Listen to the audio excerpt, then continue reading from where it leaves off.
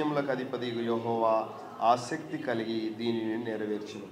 ప్రభువు తన పరిశుద్ధ లేఖన భాగాన్ని మన వినికిడిలో మన హృదయాలకు దీవించునుగాక. మరి ఇక్కడ మనం చూస్తే యెషయా గ్రంథము పాత నిబంధనలో మనం చూడగలుగుతాము. మరి ఈ పాత నిబంధన గ్రంథంలో మరి దేవాతి దేవుడు అనేక ప్రవచనాలను రాసి పెట్టినాడు. దాంట్లో రాయబడిన ప్రవచనాలన్నిట్లలో కూడా అతి ప్రాముఖ్యమైన ప్రవచనం ఏందనంటే యేసుక్రీస్తు ప్రభువారి యొక్క జననం గురించి తెలియజేయడమే. మరి బైబిల్ గ్రంథంలో ఉన్న ప్రవచనాలన్నిటికంటే గొప్ప ప్రవచనంగా మనము చూస్తున్నాము. మరి 6వ వచనం 7వ వచనం మనము చూద్దాము. బాలుబాబు గారు చైర్స్ కొరకు వెళ్తారా? మీరు ప్రేమ వెళ్ళినా రైట్. ఇక్కడ చూస్తే 6వ వచనంలో యెషయా గ్రంథము 9వ అధ్యాయం 6 ఏలే అనగా మనకు శిశువు పుట్టడు అనే మాట అక్కడ మనకు కనిపిస్తుంది. ఈ మరి మత్తయి సువార్తలో మొదటి భాగంలో మనం చూస్తే 42 తరాలు 14 మరి తరాలు మనకు కనిపిస్తుంటాయి. ఈ తరాలన్నిట్లలో కూడా మరి అబ్రహాము ఇస్సాకును కనెను, ఇస్సాకు యాకోబును, యాకోబు 12 మంది కుమారులను, యూదాను, ఇవంతా కనెను అనుకుంటూ వస్తుంది. యేసుక్రీస్తు ప్రభువు విషయంలో చూస్తే ఇక్కడ కనిపిస్తుంది కదా, ఏలే అనగా మనకు శిశువు పుట్టెను. యేసు ప్రభు మరియ గర్భంలో పరిశుద్ధాత్మ ద్వారా ఉంచబడ్డాడు. కాబట్టి ఆయనను మరి యోసేపో మరియనో కనడం కాదు, కానీ దేవుడే తన కుమారుణ్ణి అనుగ్రహించినట్టుగా చూస్తున్నాము. కింద చూస్తే కుమారుడు అనుగ్రహింపబడెను అనే మాట మనకు కనిపిస్తుంది. ఆయన భుజము మీద రాజ్యభారముండును, ఆశ్చర్యకరుడు, ఆలోచనకర్త, బలవంతుడైన దేవుడు, నిత్యుడగు తండ్రి, సమాధానకర్తయగు అధిపతి అని పేరు పెట్టబడును అనే మాటలు మనకు కనిపిస్తున్నాయి. మంచిది. ఈ 6వ వచనాన్ని మనము ధ్యానం చేద్దాం. ఒక 5 నిమిషాలలో నేను ముగిస్తాను.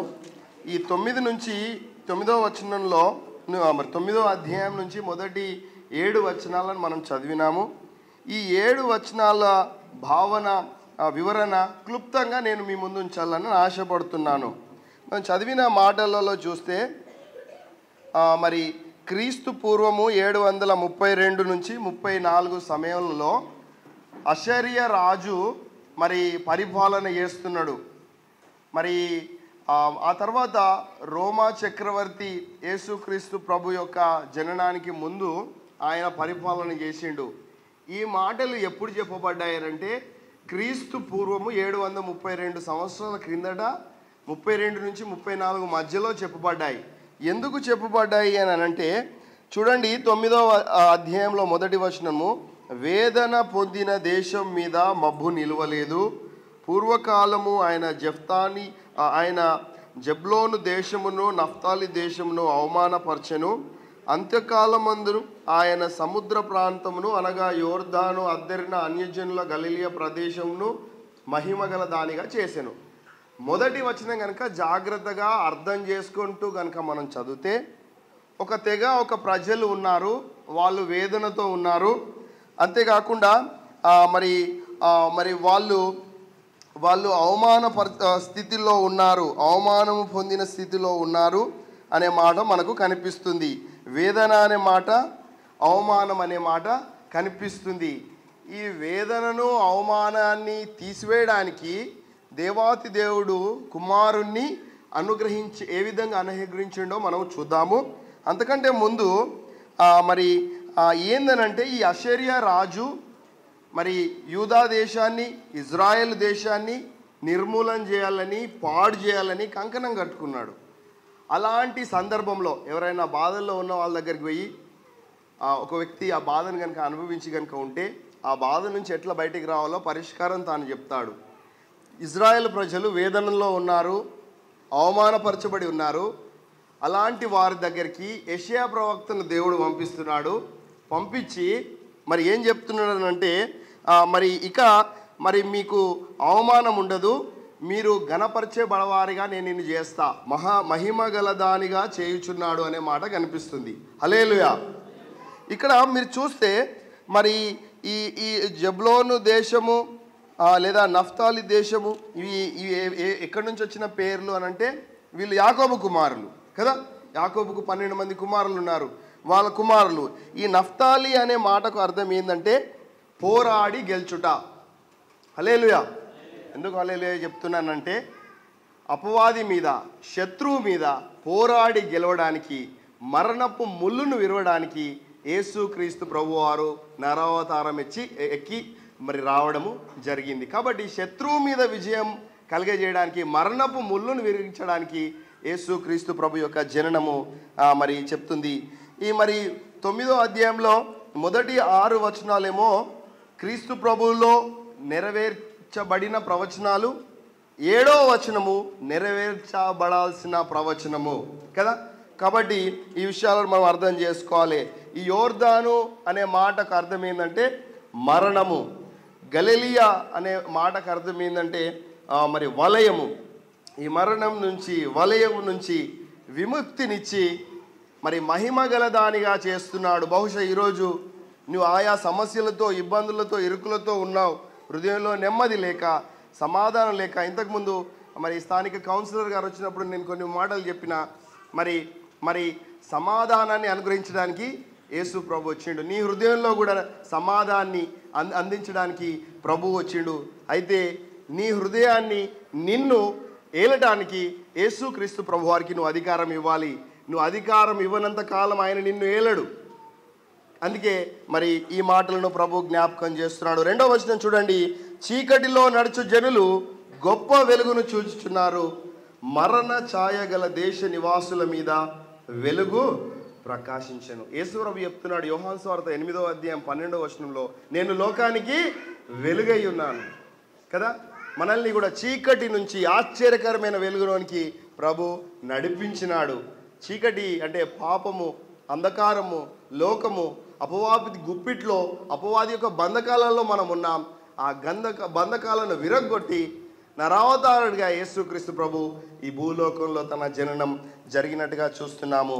ఇక్కడ చూడండి, ప్రభువును స్తుతించడానికి, అయ్యా మహిమగల దానిగా మమ్మలను, మహిమగల వాడనిగా, మహిమగల దానిగా నన్ను చేస్తున్నందుకు వందనాలు, నీ యొక్క వెలుగును నా జీవితంలో ప్రకాశిస్తున్నందుకు నీకు వందనాలని దేవుణ్ణి మనము స్తుతించబదులమై ఉన్నాం. చూడండి 3వ వచనం ఎవరైనా చదవండి, నేను ముగిస్తున్నా. చదువు.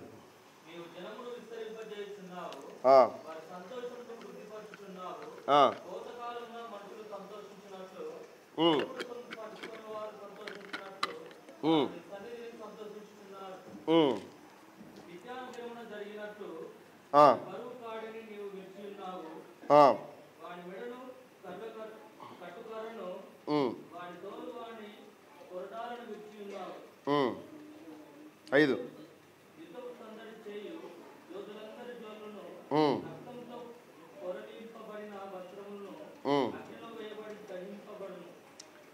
రైట్, సరిపోతుంది. ఈ 3, 4, 5 వచనాలు, ఈ అన్నీ వివరించను. కానీ 3వ వచనము మనకు అర్థం కావడానికి, మన సందర్భానికి, సంతోషాన్ని వృద్ధిపరిచే దేవుడు మనకున్నాడు. కోతకాలంలో మనుషులు సంతోషపడతారు. ఎందుకు కోతకాలంలో మనుషులు సంతోషపడతారంటే సంవత్సరం అంతా కూడా పని చేస్తారు కదా. ఎందుకు? కోతకాలంలో వాళ్ళకు లాభాలు వస్తాయి కదా, వాళ్ళ కష్టానికి ప్రతిఫలం వచ్చిందని. మనలో కూడా చాలామంది మన భాషలో, మన టైంలో మనం అర్థం చేసుకోవడానికి నెలంతా కష్టపడిపోతారు, జీతం వచ్చే రోజు కొంచెం సంతోషంగా ఉంటారు కదా. ఆ మాదిరిగానే ఇక్కడ మరి భక్తుడు, ప్రవక్త ఇక్కడ చెప్తున్నాడు, కోతకాలంలో మనుషులు సంతోషించినట్లు, దోపుడు సొమ్ము పంచుకుని వారు సంతోషించినట్లు వారు నీ సన్నిధిని సంతోషిస్తున్నారు. ఎందుకు సంతోషిస్తున్నారు అనంటే, వేదనను, అవమానాన్ని ప్రభువు తొలగించి మరి ఆ ప్రభువు ఇచ్చేది ఏంది అని అంటే మహిమగల వారిగా, మహిమగల దానినిగా ప్రభువు చేస్తున్నాడు. అంతేకాకుండా సంతోషాన్ని వృద్ధిపరుస్తున్నాడు. అందుకొరకు అందరు కూడా మరి సంతోషిస్తూ ఉన్నారు. చివరిగా ముగించుకునే ముందు మన ప్రభువుకున్న పేర్లను చూసుకొని మనకు ముందుకు సాగుదాం. 6వ వచనంలో, ఏలయనగా మనకు శిష్యువు పుట్టెను, మనకు కుమారుడు అనుగ్రహింపబడెను, ఆయన భుజం మీద రాజ్య భారముండును, ఆశ్చర్యకరుడు, అద్భుతకరుడు, ఆలోచనకర్త, బలవంతుని దేవుడు, నిత్యుడగు తండ్రి, సమాధానకర్తయగు అధిపతి ఆయనకు పేరు. ఇది మొదలుకొని మితి లేకుండా దానికి వృద్ధి క్షేమము కలుగునట్లు సర్వకాలము దావీదు రాజ్య సింహాసనము ఆయన నియమించును. న్యాయం వలన నీతి వలన రాజ్యమును స్థిరపరచును. అతడు సింహాసనాసీనుడై రాజ్య పాలన చేయును. సైన్యములకు అధిపతి యెహోవా ఆసక్తి కలిగి దానిని నెరవేర్చును. దేవుడి మాటలు దీవించును గాక. ఇంకా ఎక్కువ వివరించుకోవడానికి మనకు సమయం లేదు. అందరూ లేచి నిలబడదాము.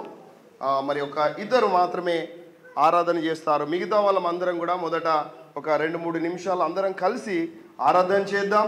ఆ తదుపరి మరి ఇద్దరికి, స్త్రీల నుంచి ఒకరు, పురుషుల నుంచి ఒకరు ఆరాధన చేసి మరి మనము ముందుకు సాగుదాము. మరి ఆరాధన అనంతరము పిల్లలు సాంగ్ పాడతారు, డ్యాన్స్ కూడా చేస్తారు. సిద్ధంగా ఉన్నారు కదా? శాలిని ఎక్కడుంది? కనిపిస్తలేదు. రెడీ ఉన్నావు కదా? రైట్, అందరం లేచి నిలబడదాం.